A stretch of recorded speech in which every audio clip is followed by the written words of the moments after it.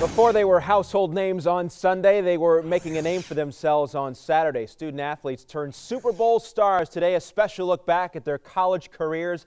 Campus Insiders joined by our insider Pete Futek and our analyst Anthony Herron. Let's take a deeper look at both of these rosters. The schools with the most players represented, well, that would be Miami, followed by Oregon. The conference with the most players, Pete, you'll enjoy this, the SEC, followed by a tie between the ACC and the Big Ten. Now, one of the players from the U is 49ers running back Frank Gore. Today, he's the leading rusher in franchise history with almost 9,000 yards in 8 seasons. Pete, we'll start with you. What were your impressions of Frank Gore coming out of school? Never, ever saw this one coming. The rule in the scouting game is, you don't take chances. You minimize the risks. And coming out of college, 2 torn ACLs. He didn't hold up. He was not durable at the U. Great back when he was healthy, but just couldn't stay healthy. There was no way I ever thought that he'd be able to last this long. Now he's turned out to be one of the most durable backs in the NFL. Turned out to be one of the unsung stars of this team. And you normally don't see a guy who, he had the injuries in college, and then he had them early in his NFL career as well. He's been able to overcome that, and now Frank Gore has turned into the all-time leading rusher for the Niners. But that durability question, especially at that position, this was several years ago. This isn't like now where they've perfected to an Adrian Peterson level. This is back there, and his knees have held up, though. All right, let's go to the other side of the football. In the Niners defense, Patrick Willis gets the headlines there, but it's actually Navarro Bowman that's led the team in tackles the last 2 years. And what do you remember about his playing days at Penn State? I covered him quite a bit. I called several Penn State games when he was there. And Navarro Bowman was almost the number 2 linebacker there because he had Sean Lee, who was his teammate at the inside linebacker position. They made a great duo, but between the two of them, Sean Lee was viewed as a guy where if he could stay healthy at the NFL level, he would have more of an immediate impact. Now, Lee's done well when he was with the Cowboys, but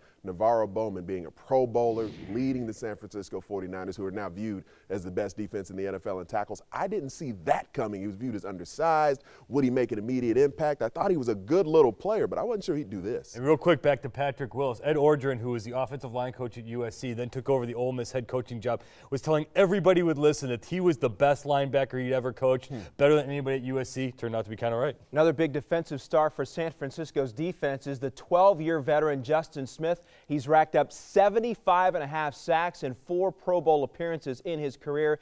Ant, you're very familiar with Smith. What were your impressions coming out of school? He was kind of smelly. He was my roommate at the combine, and so, we're all like heaping all these calories into ourselves, getting ready for the big day with all these workouts we had and whatnot. So we might have been lighting the room up with some gaseous fumes, but he's a guy who's very self-aware. I mean, even sitting in the combine room and just in our hotel talking about the experience we were having at that point, way back then, he was viewed as a guy who was maybe a tweener. Could he be an edge rusher? Was he fast enough at the next level? Would they have to move him inside? He was a 4-3 guy in Cincinnati with the Bengals, and he was a good player, but getting to show his versatility with the 49ers, that's where his career has really taken off. Being a 3-4 guy, playing the edge, playing some inside, that's what he's always been best at. Relentless. Yeah. He just does not stop, and having Allen Smith on the other side helps the cause, certainly, but that motor does not stop running with him. All right, let's switch to the Ravens now, and few people looked at Ray Rice as a can't-miss prospect leaving Rutgers, but Mighty Mouse has been nothing short of spectacular since arriving in Baltimore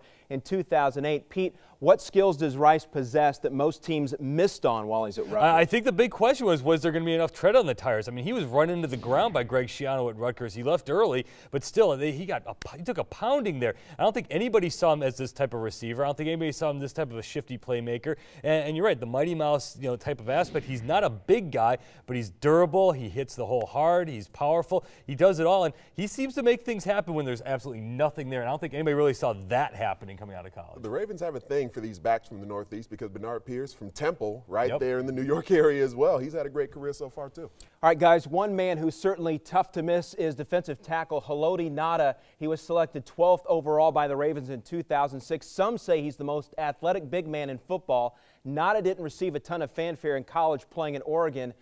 Ant, what were your thoughts of him coming out of college? Ngata, when he came out, because Oregon became known so prominently for the offensive side of the football, people had no idea the type of playmaker he would become in the NFL, and he has certainly shown. Hall of Famer. He's a Hall of Famer. I mean, there's only 12 true defensive tackles who've played since 1970 who are now in the Pro Football Hall of Fame, and look what he's been able to do. He has been a rocket. I mean, with Ray Lewis, Ed Reed, up the middle of that Baltimore defense, he has been the guy who's been able to hold everything together. Everything comes around him. He's been everything that they could have ever asked for. All right, the big emotional story that is grabbing one of the headlines here at this Super Bowl is the possibility here of the greatest linebacker to ever play the game, Ray Lewis, looking for the storybook ending to cap his remarkable career.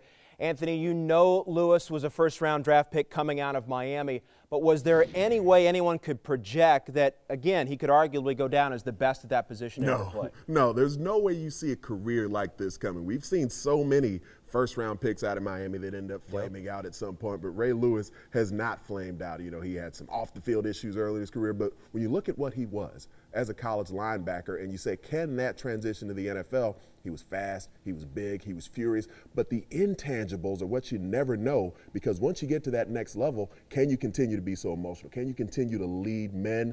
Those are the things you're not sure if somebody's going to be able to step to the forefront in the NFL, and that's where, not, you know, outside of all the physical gifts he has, but the leadership and the intensity have always been there. Yeah, Jesse Armstead, Bernard Clark. I mean, you can go right down the line of great Miami linebackers. And, you know, you're right. He was a first-round draft pick, and everybody thought, okay, he'd be okay, but you can't predict that he's going to be the greatest linebacker of all time, especially coming from Miami where they have so many great defensive players. He's obviously stood out from the pack. All right, prediction time here in the segment. Does the Ray Lewis storyline continue? Is it going to be a Hollywood finish? Do you see the Ravens or 49ers? Las Vegas is giving money away. I mean, they're 4-point underdogs. You're talking Ed Reed, Ray Lewis, Haloti Ngata, Terrell Suggs, and they get 2 weeks to prepare for Colin Kaepernick. I mean, this is free money. They're handing it to you here. I think that's the great point right there. 2 weeks to get ready for a spread option quarterback, and obviously we've seen Kaepernick do some great things with his arm so far in the postseason as well, but that defense, the experience that's there as well. I think Baltimore comes out with the victory. Easy game. Easy game. No reason to watch. You heard it Go here. do anything else. There's probably something else on the Lifetime Network. Enjoy, let your wife have their day. Enjoy. This one's Just over. watch the commercials in the halftime, right? Absolutely. All set. All right, guys, thanks very much. Well, want to know who the stars of tomorrow will be? Check out our in-depth coverage leading up to National Signing Day only on Campus Insiders.